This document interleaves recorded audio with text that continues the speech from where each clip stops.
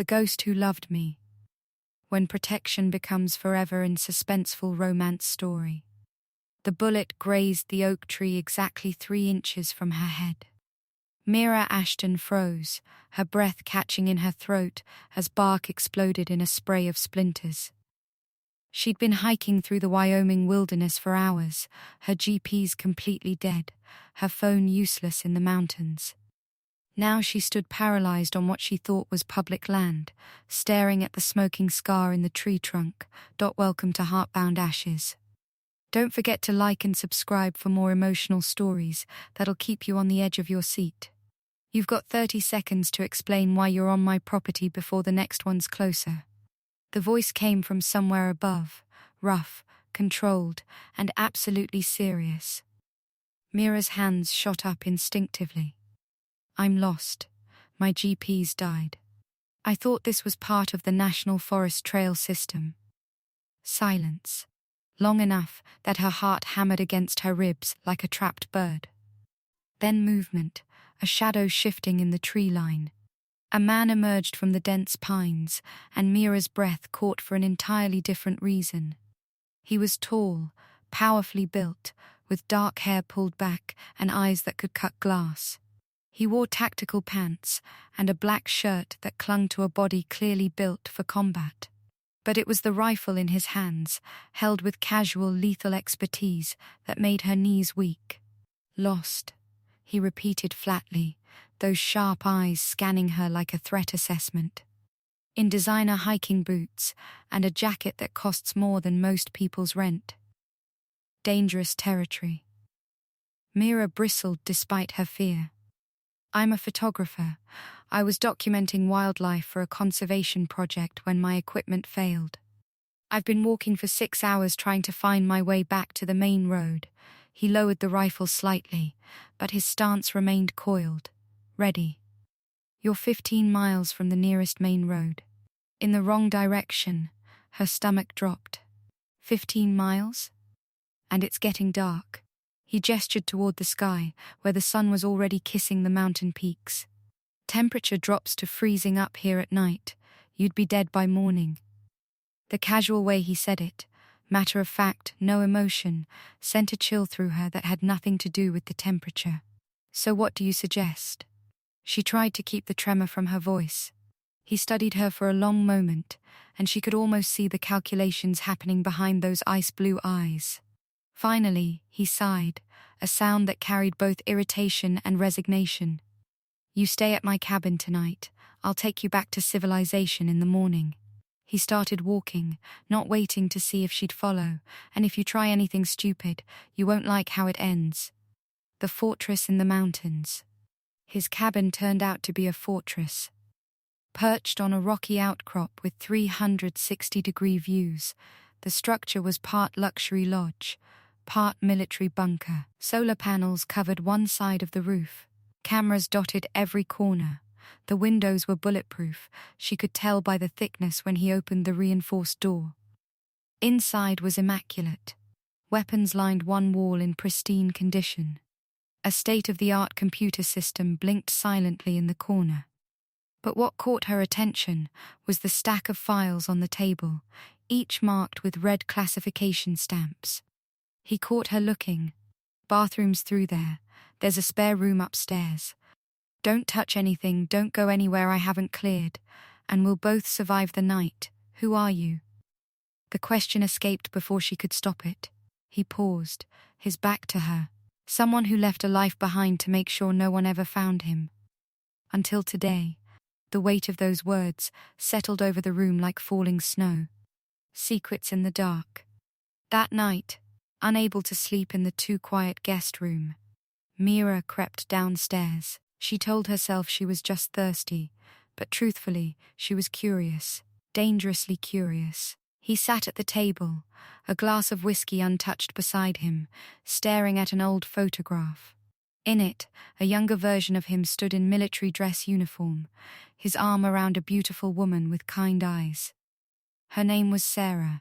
His voice made Mira jump. He hadn't looked up, hadn't moved, but somehow he'd known she was there. My wife. She died because I wasn't careful enough about who knew where I lived. Mira's throat tightened. I'm sorry. Don't be. Be smart. Finally, he looked at her, and the pain in his eyes was so raw it hurt to witness. People like me, we don't get second chances at normal. We just try to minimize the damage. She moved closer without thinking, drawn by the grief radiating from him like heat. What's your name? Your real name? Names are dangerous, so is shooting at lost hikers. But here we are. The corner of his mouth twitched, almost a smile. Garrett Steele. Former Marine Scout sniper. Current ghost, Mira Ashton. Current idiot who can't read a GP's. This time he did smile. A real one that transformed his harsh features into something almost gentle. Yeah, you really are terrible at navigation. The warning sign. The moment shattered when every alarm in the cabin started screaming.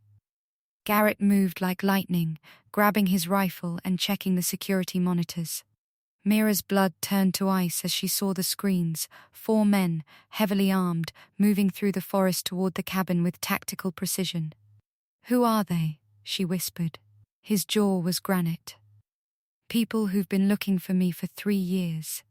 People who just got lucky because you led them straight to me. What? How? He spun the monitor toward her, showing thermal imaging. Your phone. Even dead, it was still pinging cell towers intermittently. They've been tracking you since you entered the mountains. Mira felt sick. Oh God. I didn't know. Doesn't matter. He was already moving, pulling weapons from hidden compartments, his movements practiced and lethal. What matters is, they're here, and they won't leave witnesses. What does that mean? He looked at her, and for the first time since they'd met, she saw something other than cold control in his eyes. She saw fear. Not for himself, for her. It means as of right now, you're my responsibility. And I don't let my responsibilities die. He pressed a pistol into her shaking hands. Upstairs. Second door on the right. There's a hidden room behind the bookshelf. Press the 3rd book from the left on the middle shelf. Get in, lock it from inside, and don't come out until I come for you. What about you? I'm going to remind them why they should have stayed hidden. The line in the sand. The first shot came through the window, precisely where Garrett had been standing 3 seconds earlier. He was already moving, returning fire with cold precision. Mira ran for the stairs, her photographer's hands fumbling with the unfamiliar weight of the gun. She found the room, found the book, heard the mechanical click of the hidden door sliding open. But as she stepped inside, she heard something that froze her blood. A child's cry, not from outside, from within the hidden room itself. She stumbled into the darkness, her hands finding a light switch. The room illuminated, revealing something she never expected. A nursery, complete with crib, toys, and a little girl, maybe 3 years old, rubbing her eyes and staring at Mira with wide, fearful blue eyes that were identical to Garrett's. "Mama?" the little girl whispered. Downstairs, gunfire exploded in earnest. Men shouted, something heavy crashed. Mira looked at the child, then at the door, her mind reeling. Garrett wasn't just a ghost hiding from his past. He was a father hiding his daughter from people who would use her to destroy him. And now those people were in his house. What secrets is Garrett really protecting? Who wants him dead? And can Mira keep his daughter safe when the bullets start flying? The child he never mentioned. The little girl stared at Mira with those impossibly blue eyes, Garrett's eyes, and Mira's heart shattered and reformed in the same instant. "I'm not your mama, sweetheart," Mira whispered, kneeling down to the child's level. "But I'm here to keep you safe." "What's your name?" "Emma." The girl clutched a stuffed bear to her chest. "Where's Daddy?" I heard loud noises. Downstairs, another crash echoed through the cabin. Garrett's voice, sharp and commanding, shouted something Mira couldn't make out. "Your daddy's working right now. But he wants you to stay very quiet, okay? Can you be brave and quiet for him?" Emma nodded, tears streaming down her cheeks. Mira pulled the child close, her mind racing. Garrett was a widower, that much she knew from the photo. But he'd never mentioned a daughter. Never even hinted, which meant Emma was the secret he'd been protecting all along. The secret worth killing for. Battle in the dark. The gunfire subsided. An eerie silence settled over the cabin like a suffocating blanket. Mira held Emma tighter, her own heart hammering so loud she was sure it would give them away. She positioned herself between the door and the child, the pistol Garrett had given her clutched in her trembling hands. Footsteps, heavy, measured, coming up the stairs. Mira raised the gun, her finger hovering over the trigger. She'd never shot anyone in her life, she'd never even held a real gun before tonight. But looking at Emma's terrified face, she knew with absolute certainty she would pull that trigger if she had to. The footsteps stopped outside the hidden door. Mira. Garrett's voice low and controlled. It's me. It's over. She didn't lower the gun. Prove it. A pause. Then, you asked me my name. I told you, names are dangerous. You said so as shooting at lost hikers. The tension drained from her body so fast she almost collapsed. She triggered the door release, and it slid open to reveal Garrett standing there, blood on his shirt, exhaustion carved into every line of his face. But alive. He was alive. The truth surfaces. Daddy. Emma launched herself at Garrett, who caught her with one arm, pulling her close and breathing in her scent like she was oxygen. I'm here, baby girl. I'm here. His eyes found mirrors over his daughter's head. Thank you. 2 simple words, but they carried the weight of 1,000 unspoken emotions. Are they? Mira couldn't finish the question. Dead or gone. Doesn't matter which. He set Emma down gently. Go grab your emergency bag, princess. The blue one Daddy packed. We need to leave. As Emma scurried to follow his instructions, Garrett turned to Mira with an expression she couldn't quite read. I need you to understand something, he said quietly. Everything you've seen tonight, this cabin, Emma, what I can do, people have died to keep this secret. People I cared about, like your wife. Pain flickered across his features. Sarah wasn't just my wife, she was CIA. We worked together until Emma was born, then she quit to give our daughter a normal life. But our enemies didn't forget. They tracked her down when Emma was 6 months old. Mira's stomach turned. They killed her to get to you. They killed her because I was slow, because I thought I'd covered our tracks well enough, because I got comfortable. His hands clenched into fists. I won't make that mistake again. Unexpected connection. They fled into the night, Garrett carrying Emma and their emergency packs. Mira stumbling through the darkness with only a flashlight to guide her. After 2 hours of brutal hiking, Garrett led them to a second safe house, this one a barely furnished hunting shack miles from anywhere. While Garrett settled Emma onto a cot and checked their supplies, Mira stood outside, trying to process everything that had happened. Less than 12 hours ago, her biggest concern had been capturing the perfect photograph of a mountain elk. Now she was an accessory to... What? Self-defense? Murder? She didn't even know anymore. The door opened behind her. Garrett emerged, 2 cups of instant coffee in his hands. She's asleep, he said, handing her a cup. Kids are resilient. She'll bounce back faster than we will. Mira wrapped her hands around the warmth. You're not what I expected when you shot at me today. What did you expect? A crazy survivalist, a hermit, maybe a veteran with PTSD. She looked at him, not a father doing everything humanly possible to protect his little girl. His jaw tightened. That's all I am now.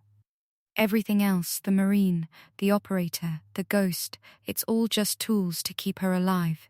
And what happens when she grows up? When she realizes her whole life is running and hiding? She'll hate me. The words came out flat, resigned, but she'll be alive to hate me. That's what matters. Lines crossed. Mira set down her coffee. You can't actually believe that. I have to believe it. It's all I have left. Something in his voice, the rawness, the desperation, cracked Mira's heart wide open. Before she could second-guess herself, she stepped closer, her hand finding his arm. You have more than that, Garrett. You have a daughter who adores you. You have skills and strength and... She swallowed. And you saved my life tonight. He looked down at her hand on his arm, then up at her face. In the moonlight she could see every scar, every line of exhaustion, every year of pain etched into his features. You should be terrified of me, he said softly. I should be. But I'm not. She didn't move her hand. Maybe I'm crazy. Maybe nearly dying broke something in my brain.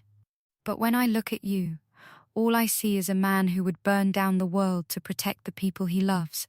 That's not a good thing, Mira. Maybe not. But it's honest. The air between them crackled with something electric, dangerous. Garrett's free hand came up, his rough fingers brushing a strand of hair from her face with surprising gentleness. If you stay, he said, his voice dropping lower, there's no going back to your normal life.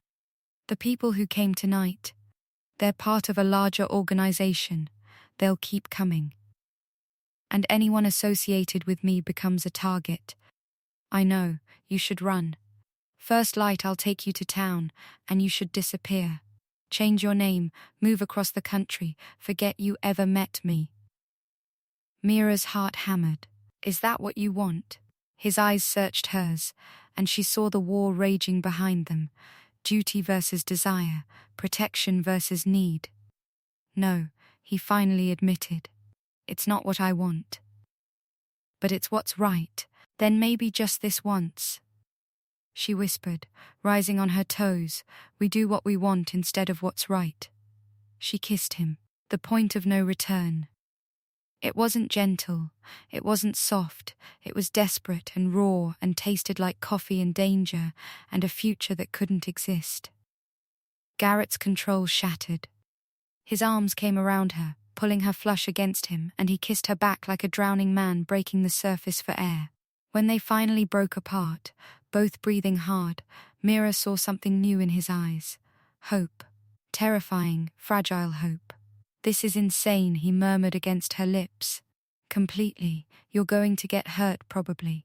Emma can't lose another mother figure. That stopped her. Mira pulled back enough to meet his eyes directly. Then I won't leave. Not unless you make me. Not unless you look me in the eye and tell me you don't want me here. Garrett's jaw clenched. I can't say that. Then I'm staying. Betrayal's sharp edge. The moment shattered when Garrett's phone buzzed, a coded alert from one of his security systems. His expression turned to stone. We need to move. Now. What? Why? He was already moving, scooping Emma up from the cot, grabbing their bags. That tracking signal you had on your phone? I checked it after the attack. It wasn't accidental. Mira's blood turned to ice. What do you mean? Someone activated it remotely. Someone with access to your personal devices, your accounts. His eyes locked onto hers, and she saw the question forming before he asked it. Who knew you were coming to Wyoming, Mira? Her mind raced. My editor. My assistant. Her stomach dropped. Oh God. My brother. Your brother. He's military. Special forces. We had a falling out 2 years ago over... She couldn't finish. Over what? The truth came out in a broken whisper. Over a man named Victor Kane. A contractor he worked with. Someone he said I should stay away from. Garrett went perfectly still. Victor Kane. You know him. He's the one who killed my wife. Garrett's voice was utterly calm, utterly lethal. And if your brother works with him, that means... The door exploded inward. Men poured in, tactical gear, weapons raised, moving with military precision. But at their head was someone Mira recognized, someone whose face haunted her nightmares. Her brother Marcus stood in the doorway, rifle trained directly at Garrett. Step away from my sister Steele, Marcus said coldly. You've got 3 seconds before I put you down. Emma woke up screaming. And Mira realized with horror that she'd brought the enemy directly to the only man who'd ever made her feel safe. Is Marcus really the enemy? What's his connection to Victor Kane? And can Garrett protect both Emma and Mira when the truth explodes? Family betrayal. Marcus, what are you doing? Mira stepped between her brother and Garrett, her voice shaking with fury and confusion. Her brother's jaw was set, his green eyes, so like her own, cold as winter frost. I'm saving your life. Get out of the way. He hasn't hurt me. Not yet. But he will. That's what steel does. He uses people, burns them, and leaves corpses behind. Marcus's finger tightened on the trigger. Ask him about the Kabul operation. Ask him about the 12 civilians who died because of his call. Garrett's arms tightened around Emma, shielding his daughter with his body. His voice came out deadly calm. Those civilians died because someone leaked our position to the enemy. Someone on the inside. Convenient story from the man who walked away without a scratch. Marcus, please. Mira's voice cracked. There's a child here. For the first time, Marcus's eyes flicked to Emma, tiny, terrified, clutching her father with white-knuckled hands. Something flickered across his face. Doubt? Regret? It vanished as quickly as it came. Victor said you'd use innocents as shields, Marcus said. Guess he was right. Garrett's laugh was bitter. Victor Kane is a lot of things, Marcus, but right isn't one of them. The real enemy revealed. Stand down, Captain Ashton. The new voice came from behind Marcus, smooth and commanding. The soldiers parted and a man in civilian clothes stepped through, tall, silver-haired, with the kind of face that belonged in boardrooms and political campaigns. Victor Kane. Mira recognized him from the photos Marcus had once shown her. Sir, Marcus snapped to attention automatically. Victor smiled, but it never reached his eyes. Lower your weapon. Steele's not going anywhere. He turned that predatory gaze on Garrett. Hello, old friend. Been a long time, not long enough, still bitter about Sarah. I thought you'd have moved on by now. Victor's smile widened. Oh wait. You have. Fresh blood and everything. Garrett's entire body coiled like a spring. But he didn't move, couldn't, not with Emma in his arms. Mira's mind raced, pieces clicking together with horrible clarity. You killed his wife. I eliminated a security risk, Victor corrected mildly.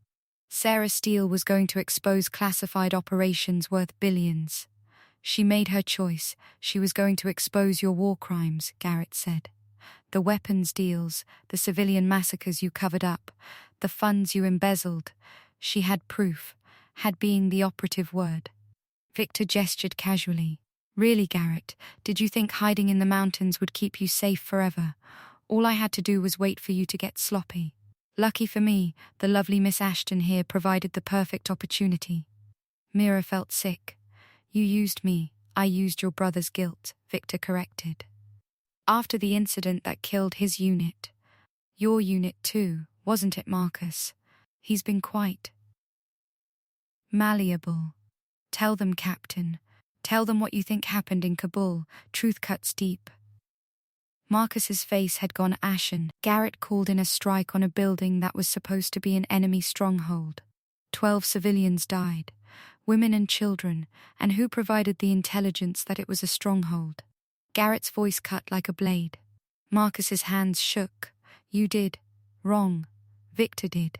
Through channels that made it look like me. Garrett's eyes never left Victor. He set me up to take the fall because I was getting too close to his operation. And when that didn't break me, he killed my wife and made sure I spent the rest of my life running. That's insane, Marcus whispered, but his conviction was crumbling. Victor sighed dramatically. Touching story, really. But ultimately irrelevant. He pulled out his own weapon. Here's what's going to happen. Steele, you're going to hand over Emma. Then you're going to come with us. Cooperate, and Miss Ashton lives. Resist, and everyone in this room dies. Including your daughter. Emma whimpered, Garrett's arms tightened around her. "Over my dead body," he said softly. "That can be arranged. The Protector's gambit." "Wait." Mira's voice rang out. "I have something you want." Victor raised an eyebrow. "Do you now?" Her mind raced, grasping at straws, buying time. Sarah's proof, the evidence she gathered. "Garrett told me where it's hidden."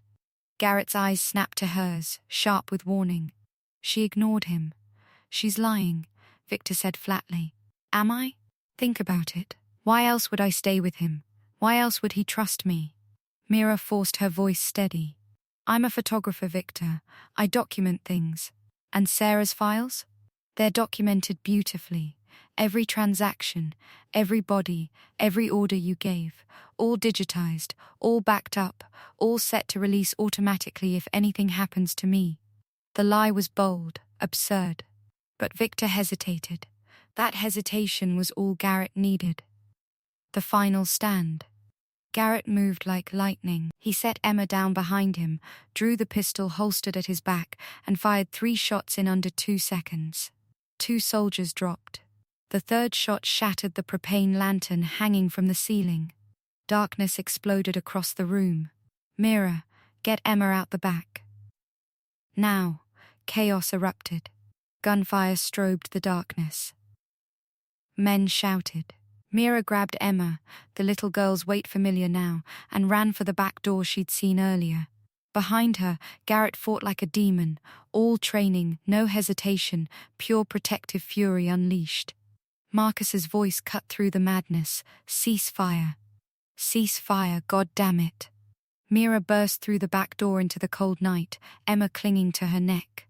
Behind them, the shack lit up with muzzle flashes. "Daddy." Emma sobbed. "He's coming, sweetheart. He's coming. Please let him be coming." Brothers in arms.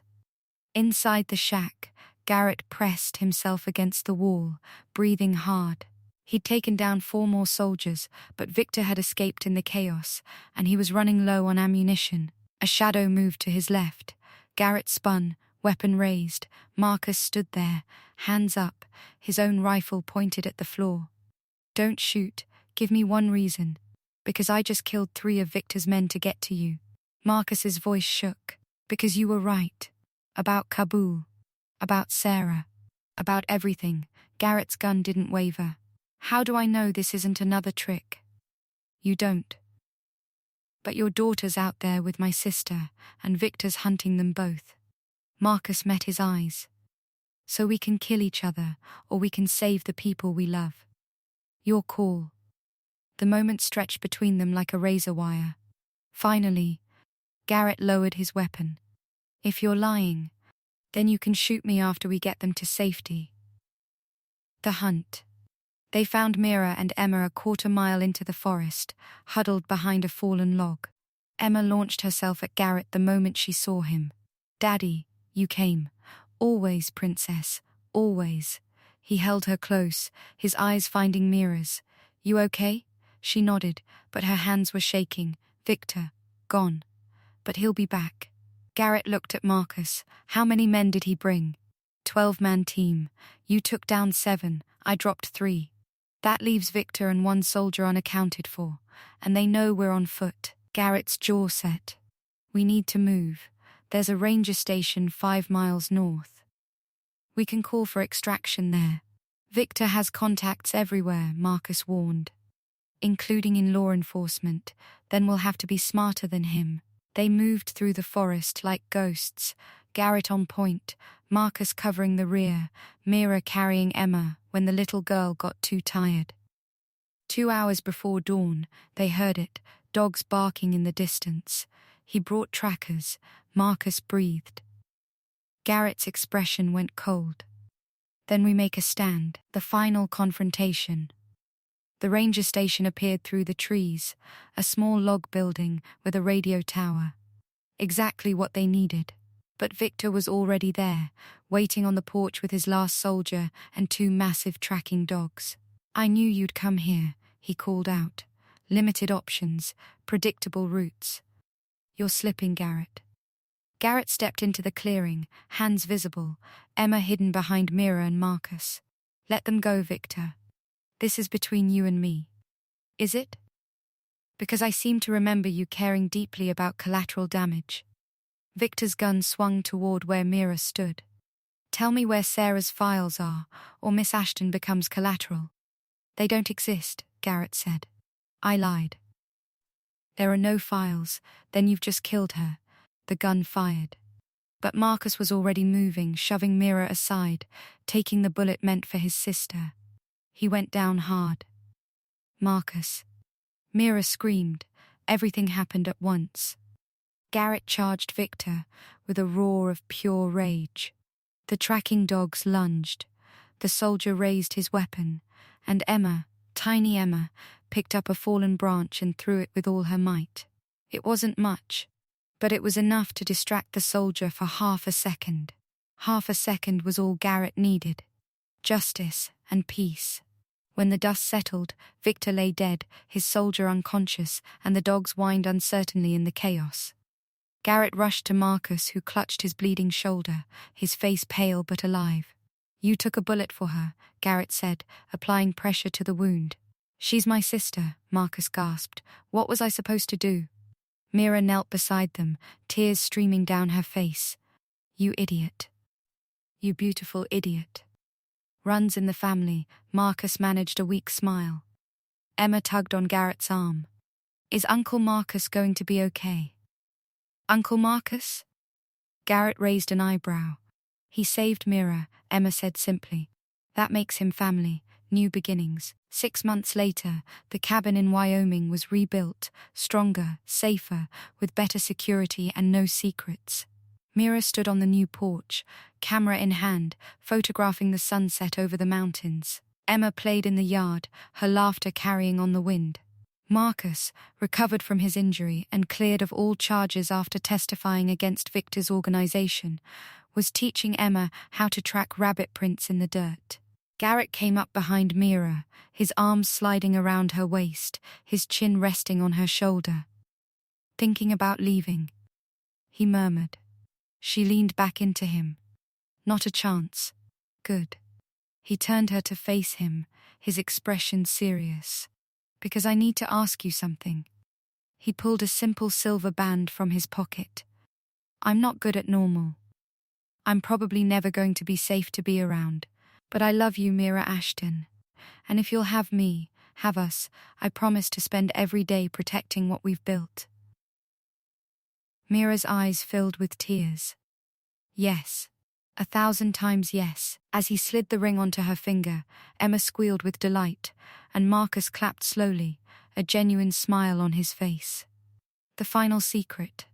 That night, after Emma was asleep and Marcus had left for his own cabin nearby, Mira and Garrett sat by the fire. There's something I never told you, Garrett said quietly. Mira's heart skipped. What? Sarah's files. They did exist. I've had them hidden all this time. What? Why didn't you use them?